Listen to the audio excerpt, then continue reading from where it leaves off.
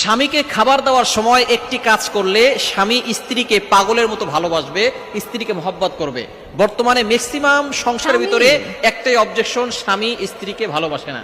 অনেক স্ত্রী অভিযোগ করে, হুজুর বিয়ে করেছি, প্রথম 2-3 মাস ভালো ছিল, তারপরে থেকে আর ভালো ব্যবহার করে না, সব সময় বাজে ব্যবহার করে, সব সময় খিটখিট মেজাজে থাকে, আমি একটা কথা বললে সহ্যই করতে পারে না। প্রত্যেকটা সংসার এখন এই সমস্যা।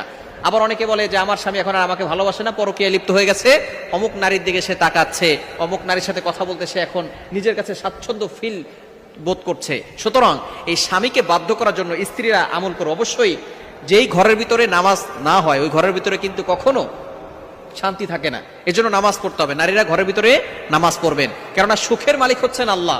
ওই আল্লাহকে অখুশি করে কখনো আপনি সুখ আনতে পারবেন না।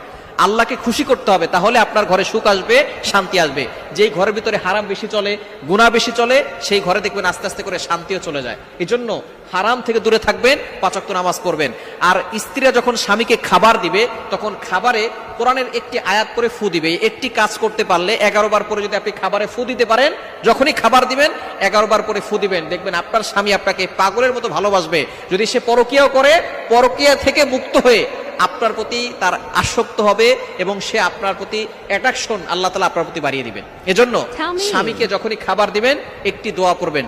প্রথমে দুরূদ শরীফ পড়ে নেবেন, একবার দুরূদ শরীফ পড়বেন, এরপরে সূরা তাহার 39 নম্বর আয়াতের একটি অংশ, 16 নম্বর পারা 13 নম্বর পৃষ্ঠার 2-3 নম্বর লাইন, সূরা তাহার 39 নম্বর আয়াতের একটি অংশ, ওয়া আলকাইতু আলাইকা মাহাব্বাতাম মিন্নি, এতটুকু 11 বার পড়বেন। এরপরে আবারও দুরূদ শরীফ পড়বেন, আগে একবার দুরূদ শরীফ, পরে একবার দুরূদ শরীফ, মাঝখানে সূরা তাহার 39 নম্বর আয়াতের ছোট্ট একটি অংশ 11 বার পরে খাবারে ফু দিয়ে দিবেন, পানিতে ফু দিয়ে দিবেন।